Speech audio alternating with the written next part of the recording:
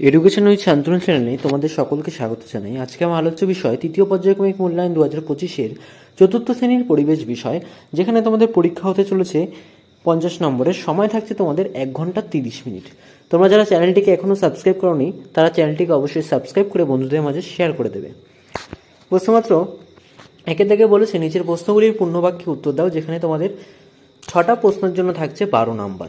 প্রশ্নমাত্র কয়ের দাগে বলা হয়েছে বিষ্ণয় কাদের বলা হতো। বিষ্ণয় হচ্ছে যারা অকারণে গাছপালা কাটে না, তাদের বিষ্ণয় বলা হয়।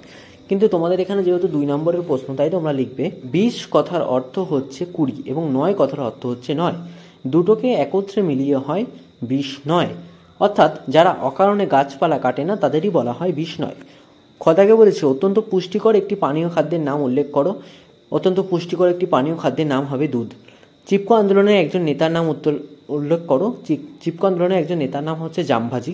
মরুভূমি অঞ্চলে চাষবাস হয় না কারণ সেখানে জল থাকে না।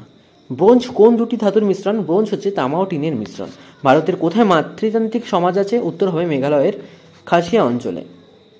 নিচের প্রশ্নগুলির পাশে সত্য বা মিথ্যা লেখো, যেখানে তোমাদের 5টি প্রশ্নের জন্য থাকছে 5 নম্বর।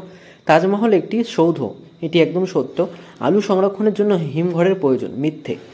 তৃণভোজী প্রাণী হলো সিংহ, উত্তর হবে মিথ্যা। মিউজিয়াম কথাটির অর্থ চিড়িয়াখানা, মিথ্যা। বাঁকুড়ার বিষ্ণুপুর টেরাকোটা কাজ দেখা যায়, উত্তর হবে সত্য। তারপর শূন্যস্থান পূরণ করো, যেখানে তোমাদের 5টি প্রশ্নের জন্য আছে 5 নম্বর। মল্ল রাজাদের নামেই একসময় বিষ্ণুপুরের নাম ছিল, মানে উত্তর হবে বিষ্ণুপুরের নাম ছিল। তোমরা বুঝতেই পারছো আমি লাল কালি দিয়ে করে দিয়েছি। খদাকে বলেছে পশ্চিমবঙ্গে লাল মাটি দেখা যায়, অর্থাৎ পশ্চিমবঙ্গ ড্যাশ মাটি দেখা যায়, উত্তর হবে লাল মাটি দেখা যায়। গ্রামে গ্রামে ড্যাশ পুজো হয়, উত্তর হবে ভাদ্র মাসে পুজো হয়। কেনারকের ড্যাশ মন্দির আছে, কেনারকে সূর্যের মন্দির আছে। মাটি জল বাতাস হলো ড্যাশ সম্পদ, উত্তর হবে প্রাকৃতিক সম্পদ। অর্থাৎ এগুলো হচ্ছে প্রকৃতির থেকে পাওয়া সম্পদ। সঠিক উত্তরটি নিচে দাগ দাও, যেখানে তোমাদের 5টি প্রশ্নের জন্য থাকছে 5 নম্বর।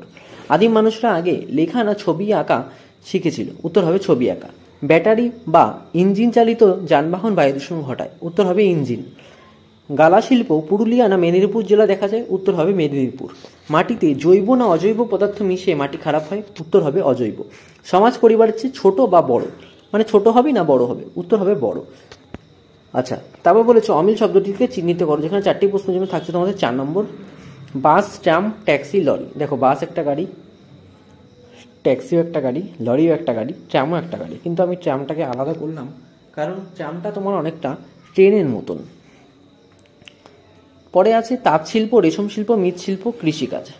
তো সবকটাই শিল্প আছে, কিন্তু কৃষিকাজ হচ্ছে চাষবাস করা, তাই কৃষিকাজ। বাঘ, বিড়াল, চিতা, ময়ূর, উত্তর হবে ময়ূর। পিঁপড়ে, উইপোকা, মৌমাছি, ছাতা, উত্তর হবে মৌমাছি। তারপরে দেখো লেখা আছে টিকা লেখো, যেখানে তোমাদের 3টে টিকা থাকছে, যার জন্য থাকছে তোমাদের 9 নম্বর। কথাকে বলছে হিমঘর। হিমঘর হলো একটি বিশেষায়িত কক্ষ, যেখানে পচনশীল দ্রব্য যেমন মাছ, মাংস বা সবজি ইত্যাদি হিমায়িত অবস্থায় সংরক্ষণ করা হয়। যেমন আমরা ফ্রিজ ব্যবহার করি, তেমনি হিমঘরটাও একটা বড় একটা জায়গা, যেখানে আমাদের মাছ, মাংস, শাকসবজি মজুত করা থাকে, যাতে সেগুলো নষ্ট না হয়ে যায়। বিষ্ণু হলো একটি সম্প্রদায় যা মূলত পশ্চিম থর মরুভূমি এবং উত্তর ভারতে পাওয়া যায়, অর্থাৎ তাদের দেখতে পাওয়া যায়। তারা গুরু জাম্ভোজি দ্বারা প্রবর্তিত 29টি নিয়ম অনুসরণ করে যা পরিবেশ সংরক্ষণ এবং জীববৈচিত্র্য রক্ষার উপর জোর দেয়। বিষ্ণয় নামটি 20 এবং 9 অর্থাৎ 9 থেকে এসেছে, যা তাদের 29টি নিয়মকে নির্দেশ করে, তাই এটা হচ্ছে বিষ্ণয়। ঠিক আছে। গতকে বলেছে টেরাকোটা। টেরাকোটা হলো এক ধরনের পোড়ামাটির শিল্পকর্ম যা মূলত টেরা এবং কোটা এই 2 লাতিন শব্দ থেকে এসেছে। কয়স্তম্ভের সঙ্গে ক্ষয়স্তম্ভ মিলাও, যেখানে 10টির জন্য থাকছে তোমাদের 10 নম্বর। কথাকে দেখো কয়স্তম্ভ এবং ক্ষয়স্তম্ভ তোমাদের এখানে মিলাতে হবে পরীক্ষায়, কিন্তু আমি তোমাদের সুবিধার্থে বোঝার সুবিধার্থে মিলিয়ে দিয়েছি পাশাপাশি। ছৌ নাচ হবে হচ্ছে তোমার ছৌ নাচ। চা বাগান হবে দার্জিলিং। গুরু সদয় দত্ত হচ্ছে ব্রতচারী। ব্যান্ডেল চার্চ 1660 সাল। টিপু সুলতান মসজিদ হবে স্থাপত্য। রানীগঞ্জ কয়লাখনি। কিনারক হবে হচ্ছে সূর্য মন্দির। তাঁত শিল্প হবে শ্রীরামপুর। মৃৎশিল্প কুমোরটুলি। তাজমহল হবে কলকাতা। তো এই ছিল আজকে 4র্থ শ্রেণীর পরীক্ষার্থী বন্ধুদের জন্য তৃতীয় পরীক্ষার নমুনা প্রশ্নপত্র, সাথে তার উত্তর।